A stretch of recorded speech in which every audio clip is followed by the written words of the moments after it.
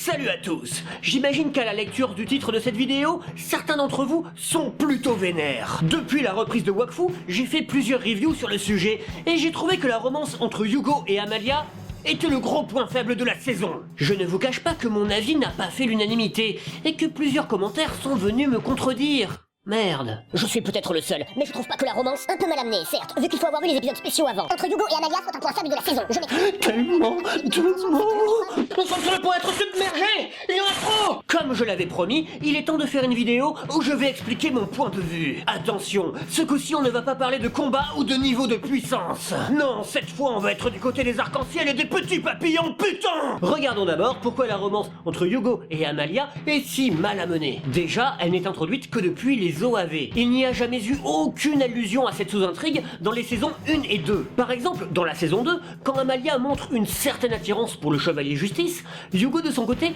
ne montre aucun signe de jalousie. Si les scénaristes, à l'époque, avaient voulu développer cette relation, alors ils auraient fait réagir Yugo. Si on regarde plus globalement les saisons 1 et 2, toutes les sous-intrigues ont été exploitées. La relation Tristepin-Évangéline, l'invasion des chouchous, la possession de Rubilax sur Tristepin, et enfin leur coopération. Forcément, les scénaristes sont allés au bout, car ils ne savaient pas s'il y aurait une saison 3. Si on n'a pas vu la romance Yugo-Amalia se concrétiser lors de ces deux saisons, c'est qu'elle n'était pas prévue à la base. Elle est donc bazardée lors des OAV, et les scénaristes tentent de nous faire croire que les deux personnages sont attirés depuis longtemps. Ok, on comprend pourquoi cette romance est aussi mal amenée dans la saison 3, mais ce n'est pas ça qui en fait une mauvaise romance. Alors commençons par expliquer ce qu'est une bonne romance, et quels en sont les archétypes.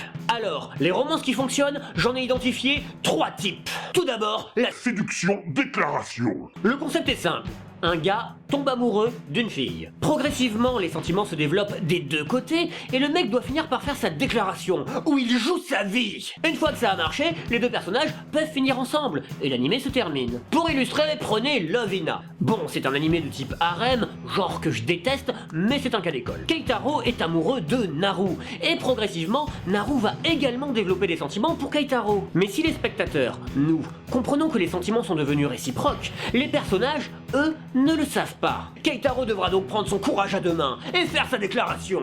À la fin du manga. Bam, il pécho et l'histoire se termine. Simple et intemporel. Tout l'intérêt de ce type de romance est l'attente de la déclaration et la tension que cela engendre. Yugo et Amalia ne rentrent évidemment pas dans cette catégorie, puisque leur amour est réciproque et qu'ils le savent. Deuxième cas de figure. Le triangle amoureux. Selon moi, la meilleure situation pour faire une romance. C'est simple, les sentiments doivent mêler 3 personnes dans des relations non linéaires. Exemple parfait, Vampire Diaries. Nous avons Elena, Stéphane et le frère de Stéphane, Damon.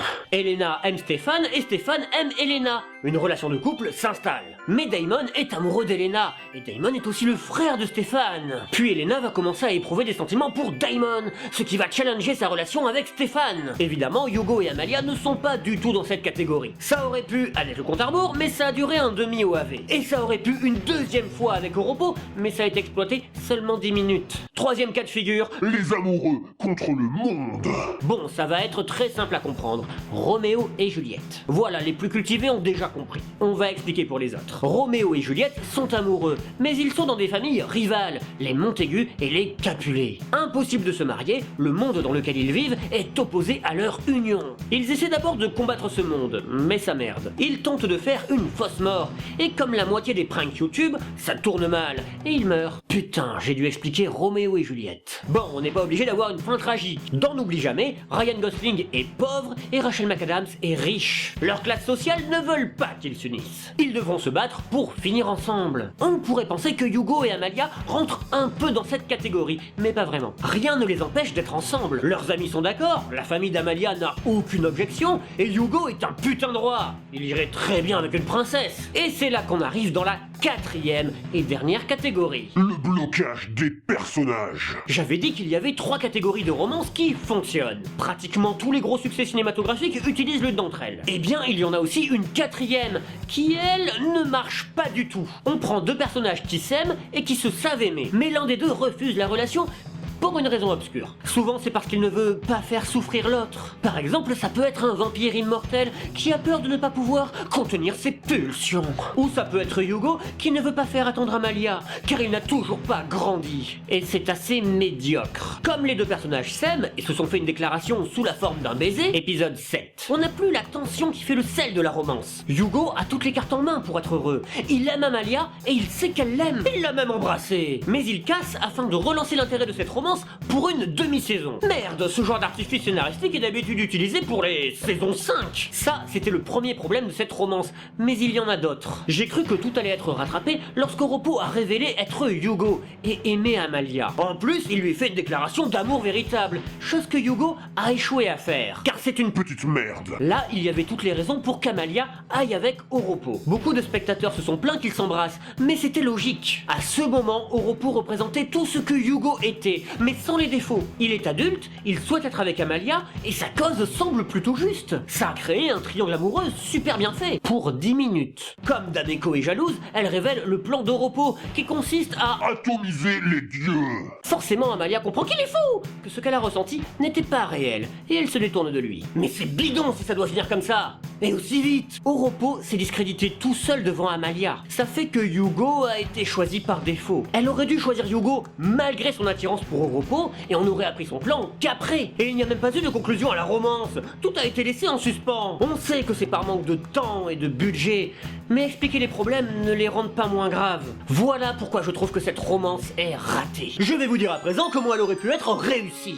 Si vous voulez prendre des notes pour une fanfiction, c'est maintenant. Scribe. Déjà, on aurait facilement pu se débarrasser du type de romance à la Twilight. Tot, un des boss d'Ankama, a dit qu'il avait reçu pour contrainte de France 4 de ne pas faire vieillir Yugo. Donc il explique dans une interview qu'il s'est servi de cette contrainte pour faire un obstacle à la romance Yugo-Amalia et la rendre plus intéressante. Mais de mon point de vue, il s'est complètement merdé. Comme je l'ai déjà expliqué, il a refait le schéma de Twilight, où Yugo s'est senti obligé de s'aborder sa relation. Tot aurait pu à la place se servir de la romance de type 1. Yugo aurait dû gagner le cœur d'Amalia et lui exprimer ses sentiments à la fin de la saison. Ainsi, Tot aurait pu se servir de la contrainte de l'âge plus intelligemment. Yugo aurait pu penser que ses propres sentiments étaient à sens unique et qu'Amalia cherchait quelqu'un faisant plus adulte. À cause de ça, il aurait complexé et n'aurait pas osé faire sa déclaration. Amalia de son côté aurait pu avoir ses sentiments se révélant tout au long de la saison. Allons même plus loin. Amalia étant une princesse, aurait-elle dû être une tsundere? J'en sais rien, il n'y a qu'un pas, peut-être. Ensuite, on aurait pu dévier vers un vrai triangle amoureux.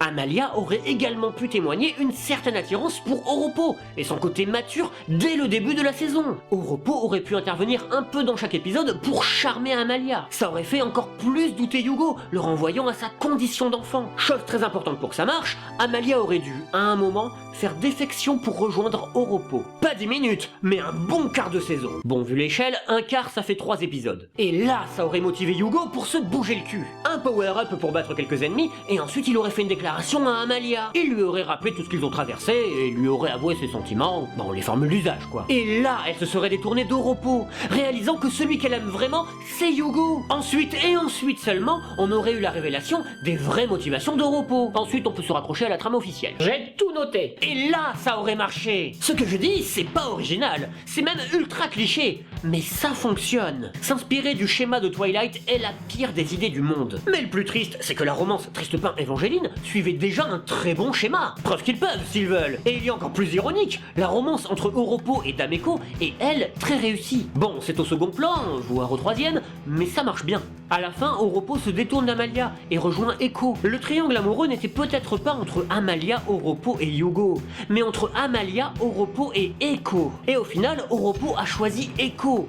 Puis ils sont morts. En un sens, toute la saison parle plus d'Oropo que de Yugo. Il est donc normal que la romance de Yugo soit aussi bâclée. Le mot de la fin, ce serait que Tot est peut-être un très bon scénariste pour créer des univers et faire de bonnes intrigues, mais qu'il ne vaut pas grand-chose pour tout ce qui est romance. Enfin voilà, j'espère que vous avez apprécié la vidéo, c'était la dernière sur Wakfu. Et oui, je n'en ferai pas d'autres avant une hypothétique saison 4. En attendant, je rappelle que la chaîne ne se résume pas à des reviews sur Wakfu. Il y a plein d'autres vidéos sur des animés ou des films. D'ailleurs, petite annonce, dans une semaine, sortie d'une vidéo plus traditionnelle sur un animé de science-fiction. C'est un animé super mais que vous ne connaissez sûrement pas. Donc pour ceux que ça intéresse, je vous dis à la semaine prochaine.